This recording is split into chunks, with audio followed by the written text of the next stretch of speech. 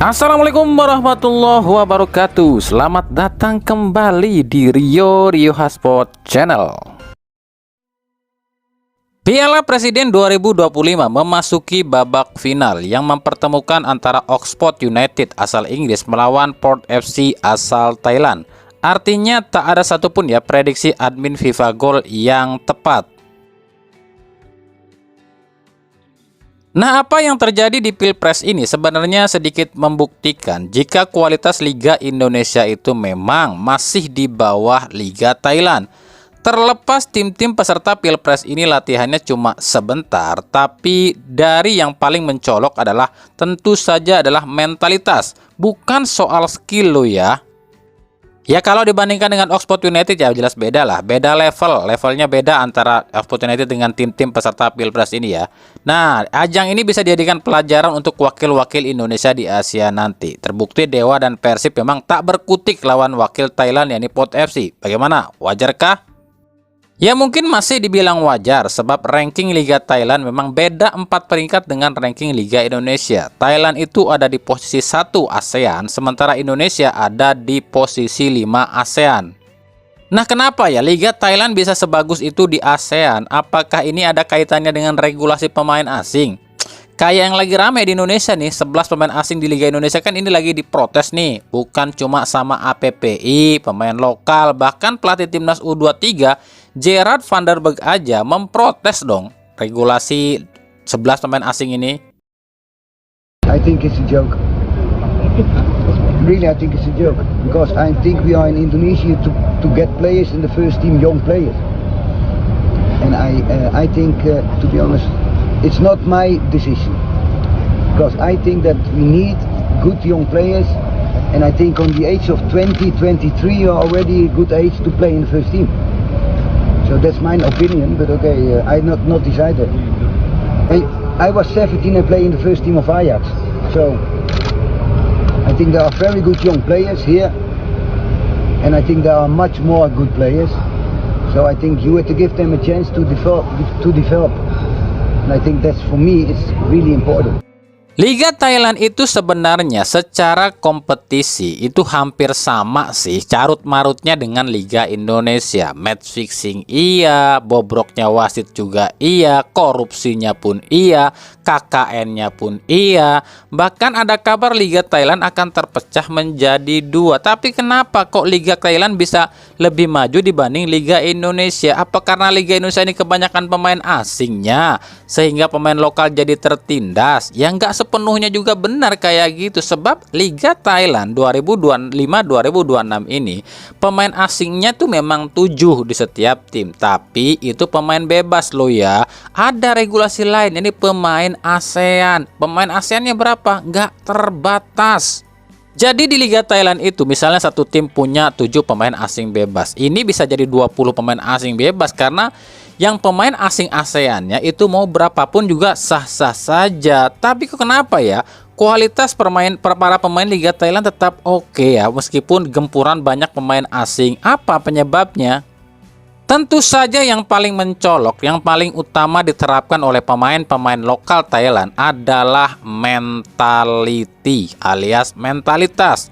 Di saat di Liga Thailand dipenuhi para pemain asing, para pemain lokal Thailand justru merasa lebih tertantang untuk bisa bersaing dan bisa satu level dengan para pemain asing. Makanya wajar kalau kita lihat kemarin ya, para pemain lokal Port FC levelnya tuh hampir sama deh dengan pemain asing karena mereka punya misi harus sama kualitasnya dengan pemain asing. Lah kalau di Indonesia ada regulasi 11 pemain asing, para pemain lokal udah down duluan. Aduh, hilang deh rezeki gue di liga. Ya udahlah kita memain tarkam aja, gitu kan? Kalau di Indonesia. Padahal kalau punya mental baja dan memang mau bersaing, pasti bisa kok. Contoh nyata siapa ya? Siapa ya? Beckham Putra deh kali. Ini pemain tuh sebenarnya badannya kecil loh, kurus, tapi dia ini jadi pilihan utama terus di Persib. Karena kenapa?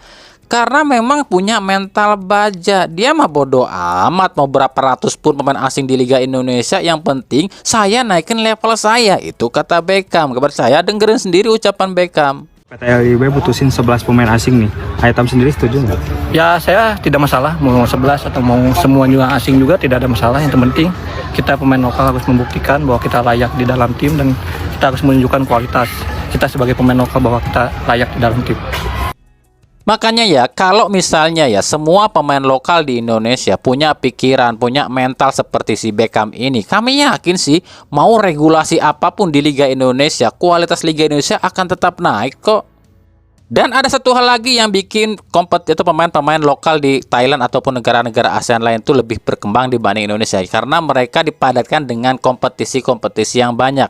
Dalam satu negara bisa menjalankan 2 sampai 3 bahkan 4 kompetisi. Nah, inilah kompetisi-kompetisi yang harus dijalani oleh negara-negara ASEAN di negaranya masing-masing ya.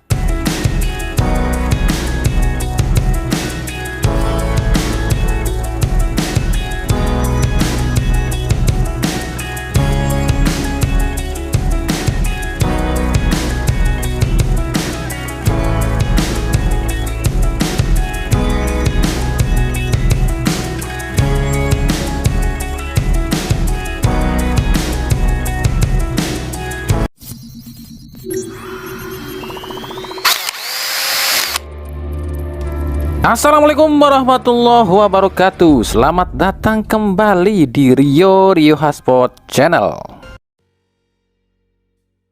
Kita beralih ke serba-serbi Piala Presiden. Yang pertama, striker timnas Indonesia Ole Romeni cedera cukup parah nih usai diinjak oleh pemain asing Arema FC. Nah, lucunya pelanggaran seperti itu cuma dikasih kartu kuning. Sampai-sampai Ole Romeni memposting loh di Instagramnya.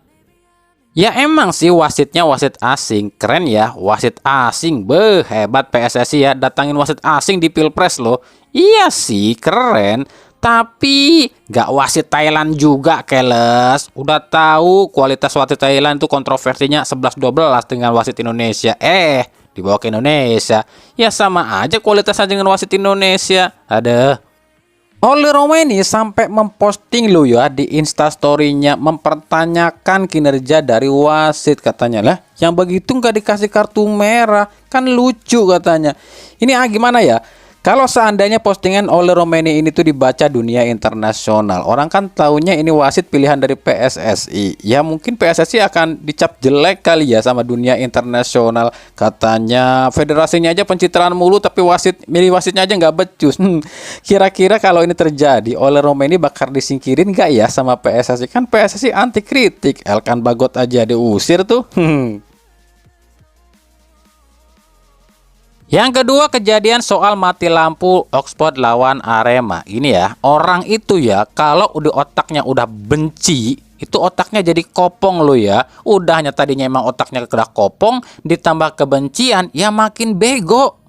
Ya gimana kami nggak ngomong kayak gini? Stadion SJH yang mati lampu, kenapa Persib yang dihujat? Kenapa Persib yang disalahin? Apa hubungannya mati lampu SJH dengan Persib? Dia pikir SJH milik Persib kali ya. Makanya kalau komentar tuh mikir-mikir dulu, malu woi. Banyakin belajar, banyakin baca, jangan banyakin bacot. Oke Google, Stadion Sijalak Harupat milik siapa?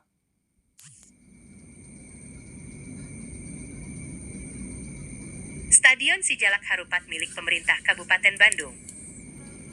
Coba buka Google, cari tahu SJH itu punya siapa. Kecuali GBLA yang mati lampu, baru bisa nyalain Persib. Itu pun nggak sepenuhnya bisa nyalain Persib kalau GBLA mati lampu. Atau Sijalak Harupat pun mati lampu nggak bisa nyalain yang petugas Sijalak Harupatnya. Sebab yang namanya mati lampu itu urusannya PLN. Yang mana ada yang tahu petugas SJH kalau PLN bakalan matiin aliran listrik. Ada bego dipiara.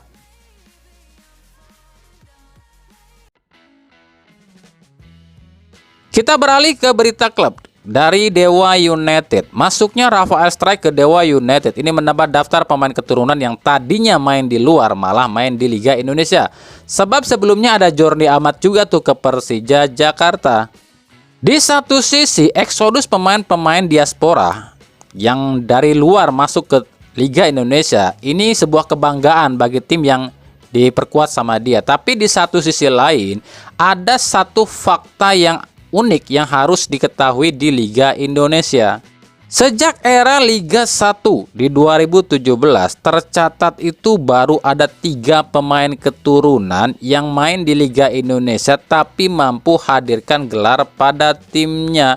Kalau nggak salah Stefano Lillipali di Bali United 2019 dan 2021-2022. Lalu Ruben Silitonga di Bali United 2021-2022 dan Ezra Walian di Persib 2023-2024. Itu 3 pemain keturunan yang mampu menghadirkan gelar di Liga Indonesia. Ingat, kami bilang pemain keturunan. Kalau nanti ada yang komentar, ada Maklok bang yang sukses, ada Victor bang yang sukses, ada Spaso bang yang sukses, ada Beto yang sukses. Kami bilang pemain keturunan. Lillipali kan keturunan Maluku, Ruben Silitonga keturunan Batak, Ezra Walian keturunan Makassar. Apakah Maklok keturunan Indonesia? Maklok bukan keturunan Indonesia, Victor bukan keturunan Indonesia, Spaso juga bukan orang Indonesia. Nah, saat ini Stefano Lillipali masuk ke Dewa United. Ini bergabung dengan Rafael Strijk. Nah, apakah Rafael Strijk akan jadi pemain keturunan selanjutnya yang mampu hadirkan gelar di Liga Indonesia? Dan apakah Lillipali akan menjadi pemain keturunan pertama tersukses sepanjang masa yang mampu hadirkan 3 gelar di Liga Indonesia? Kita nantikan musim ini.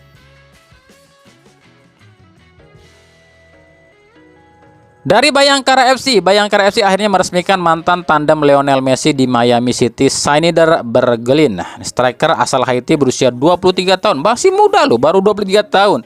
Bertinggi tubuh 196 cm alias 2 meter kurang 4 cm aja cuy. Musim lalu, Bergelin ini main di Liga Denmark. Tampil 26 kali, cetak 7 gol dan 2 assist. Di Miami sendiri sebenarnya tampil cuma 16 kali sih, cetak 1 gol aja. Nah, sejauh ini kita lihat udah berapa sih pemain asing Bayangkara FC yang ngotot banget katanya pengen juara musim ini.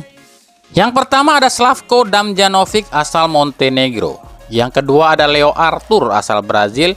Yang ketiga ada Moises Gaucho asal Brazil. Yang keempat ada Christian Ililik asal Kroasia. Yang kelima ada Andres Nieto asal Kamboja. Yang keenam Stepan Plazonza asal Kroasia. Yang ketujuh, Matias Mayer asal Uruguay. 8, Felipe Ferreira asal Brazil. Yang kesembilan, Fared Sadat asal Afghanistan. Dan yang ke-10, Seinerdin Bogerlin asal Haiti. Udah 10 ya. Udah tahu dong, regulasi 11 pemain asing, siapa salah satu yang usulin?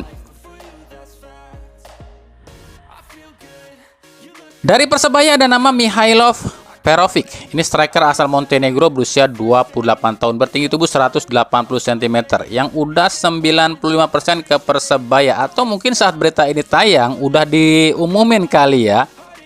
Musim lalu Perovic ini main di Liga Montenegro, tampil 33 kali dan cetak 15 gol. Sekedar info aja, Persebaya kabarnya ya di awal atau di putaran pertama Liga 1 musim ini cuma akan pakai 8 pemain asing. Nanti kalau dirasa di pertengahan musim 8 pemain asing ini kurang, ya mungkin akan nambah. Tapi ini masih simpang siur ya, masih dibicarakan oleh manajemen Persebaya. Apakah dari awal akan tambah jadi 9, 10 atau 11, atau mungkin nanti di putaran kedua. Ya, kita tunggu aja. Dari Persib Bandung, kami mohon maaf ya saat kami mengkritik soal jersey Persib di Piala Presiden. Kami pernah bilang ini orang-orang yang ngurusin jersey di Persib ini sangat lelet. Masa jersey pramusim aja nggak kebikin? Ternyata info yang kami dapat lagi ada permasalahan antara pihak Persib dengan pihak aparel sponsor. Jadi mungkin loh ya kami bilang, Persib ini kan masih ada kontrak nih dengan Sportama dan kontraknya belum kelar nih. Sementara Persib ini udah dapat aparel sponsor baru. Nah, aparel baru ini belum bisa dong dirilis jersinya karena kan kontrak dengan Sportama masih belum kelar nih ya. Meskipun kita tahu lah ya, Sportama itu miliknya Persib sendiri sih. Atau mungkin nih Persib lagi nego dengan beberapa aparel baru, tapi ya beberapa aparel baru ini belum mau ke Persib karenanya Persib ini masih kerjasama dengan Sportama atau nggak tahu lah. Intinya masih ada permasalahan, nunggu habis dulu katanya sih kontrak dengan Sportama, kayaknya sih kayak gitu sih. Karena dari info yang kami dapat, ada sejumlah aparel ini coba mengirimkan desain jersinya ke Persib. Nah ini ya beberapa aparel yang coba dikirimkan desainnya ke Persib. Ada Nike, ada Adidas, ada Kelme, Puma, sampai Erspo dan Mills juga ada. Jadi kita tunggu nih kelanjutannya. Masalah aparel ini apakah akan tetap lanjut bersama Sportama atau musim depan Persib menggunakan aparel baru? Tebakan kami sih centang 3 kayaknya. Strip 3 bukan centang 3.